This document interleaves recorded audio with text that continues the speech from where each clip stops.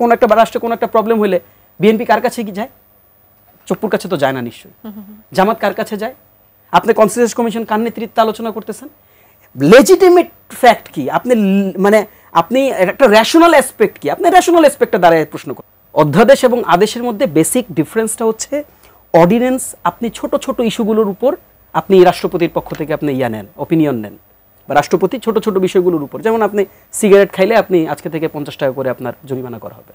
হাসান রিয়াজ, আপনার কাছ থেকে একটু এটা ছোট করে একটু জানতে চাই, আপনাদের দক্ষিণাঞ্চলের মুখ্য সংগঠক হাসান আব্দুল্লাহ বলেছেন যে গণভোট এবং জুলাই সনদ বাস্তবায়নের যে আদেশ সেটি জারি করতে হবে, এই প্রধান উপদেষ্টা ডক্টর মোহাম্মদ ইউনূসকেই সেটি জারি করতে হবে।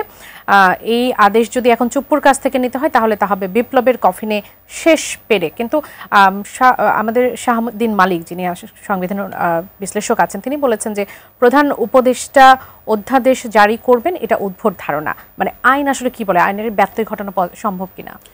না, ইটস নট অ্যাবাউট মানে আইন কি বলে। দেখেন, ফ্যাক্ট হচ্ছে যে আইন কি আপনাকে বলছে যে এই ধরনের আপনি করতে পারবেন, একটা কেয়ারটেকার বা ইন্টারিম গভর্নমেন্ট করতে পারবেন? Is there any scope? আপনার কনস্টিটিউশন কি এটা বলছে? আপনি আমাকে বলেন তো, কনস্টিটিউশনের কোথায় প্রধান উপদেষ্টার ধারণা ছিল? কনস্টিটিউশনের কোথায় আপনাকে বলা হয়েছিল যে আপনি এরকম ধরনের একটা ক্যাবিনেট ডেভেলপ করতে পারবেন, উপদেষ্টা পরিষদ গঠন করতে পারবেন? কোনোটারই কোনো স্কোপ ছিল না। স্কোপটা কি জানেন? স্কোপটা হচ্ছে রেগুলেশন। আমি আপনাকে বলি, ভাই বলছেন, আমি জাস্ট সালাউদ্দিন ভাইয়ের লাস্ট, আপনার ঐকমত্য কমিশনের লাস্ট স্পিচ এর কথা আমি আপনাকে বলি। সালাউদ্দিন ভাই এই কথাগুলো কি করছেন একটা সময়? প্রথম দিক থেকে তো একটা অ্যাডামেন্ট একটা পজিশন ছিল বিএনপির, যে না, তারা এই ধরনের গণভোট বা এই ধরনের কোনো কার্যক্রমের মধ্যে দিয়ে তারা রাষ্ট্রকে নিতে চায় না। তাদের একটা ডিফারেন্ট পজিশন থাকতেই পারে। ঐকমত্য কমিশনে আপনার একেবারে সবার একমত হইতে হবে, এটা তো আসলে উদ্ভট একটা ধারণা। তাদের এখানে ডিফারেন্ট ওপিনিয়ন থাকবে, ডিসেন্ট তো আছে আপনার। মানে এই ধরনের ঐকমত্য কনসেনসাস কমিশন, কনসেনসাস তো ডিসেন্ট ছাড়া কনসেনসাস হওয়ার কথা না, এটা হয় না আইডিয়ালি, এটা আইডিয়াল ধারণাই না।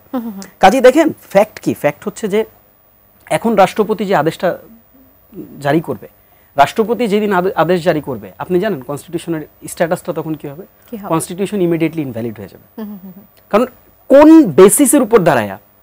আপনি খেয়াল করেন, রাষ্ট্রপতি মানে যে আদেশটা জারি করবেন, এটা কিন্তু টিপিক্যাল কোনো অর্ডিন্যান্স না, অধ্যাদেশ না। মানে অর্ডিন্যান্স এন্ড আদেশ, অধ্যাদেশ এবং আদেশের মধ্যে বেসিক ডিফারেন্সটা হচ্ছে অর্ডিন্যান্স আপনি ছোট ছোট ইস্যুগুলোর উপর আপনি রাষ্ট্রপতির পক্ষ থেকে আপনি নেন, অপিনিয়ন নেন, বা রাষ্ট্রপতি ছোট ছোট বিষয়গুলোর উপর, যেমন আপনি সিগারেট খাইলে আপনি আজকে থেকে 50 টাকা করে আপনার জরিমানা করা হবে। বাট আপনি যেই আদেশটা জারি করাতে চাচ্ছেন, আপনাকে বুঝতে হবে এই আদেশটা জারি হওয়ার সাথে সাথে আপনার কনস্টিটিউশনাল ফান্ডামেন্টাল অনেকগুলো ইস্যু চ্যালেঞ্জড হয়ে যাবে। আপনার এখানে আপার হাউসের কোনো ফর্মুলা নাই, আপনার এটা চ্যালেঞ্জড হয়ে যাবে। আপনার এখানে 70 অনুচ্ছেদ নিয়ে যে ধরনের সমাধানের কথা বলা হয়েছে, চ্যালেঞ্জড হয়ে যাবে। আপনার নারী আসন থেকে শুরু করে দেয়ার আর মেনি ইস্যুস। এখন আপনি দেখেন, মানে আমরা আছি একটা উভয় সংকটে। আপনি ঠিক যেই জায়গাটাতে দাঁড়াবেন সেই জায়গাটাতেই আপনি ভায়োলেশন অফ লতে আছেন। তার মানে ভায়োলেশন অফ ল আপনি যখন এই ধরনের ভলাটাইল বা এই ধরনের কনফিউজিং সিচুয়েশনে থাকেন, তখন আপনার দৃষ্টিটা দেওয়া উচিত গণঅভ্যুত্থানের দিকে। This is what we are proposing. আমরা বলেছি যে আপনি দেখেন, ইউনূস মানে ডক্টর মোহাম্মদ ইউনূসের নেতৃত্বে যে ইন্টারিম গভর্নমেন্ট ফর্ম হয়েছে, ইন্টারিম গভর্নমেন্ট ফর্ম হয়েছে জনগণের অভিপ্রায়ের উপর। আপনি 106-এ আপনি হাইকোর্ট ডিভিশনের কাছে আপনি একটা মতামত জানতে চেয়েছেন, তারা ওই মতামতটা দিয়েছে সাংবিধানিকভাবে, যেই অভিপ্রায়ের উপর দাঁড়িয়ে গণঅভ্যুত্থান সংগঠিত হয়েছে, ওই গণঅভ্যুত্থানটাকে আপহোল্ড করার জন্য এবং ওই গণঅভ্যুত্থানের স্পিরিটকে ক্যারি ফরওয়ার্ড করার জন্য একটা ইন্টারিম গভর্নমেন্ট আপনি ফর্ম করছেন। তার মানে এটা লেজিটিমেসি আছে কি নাই? আছে।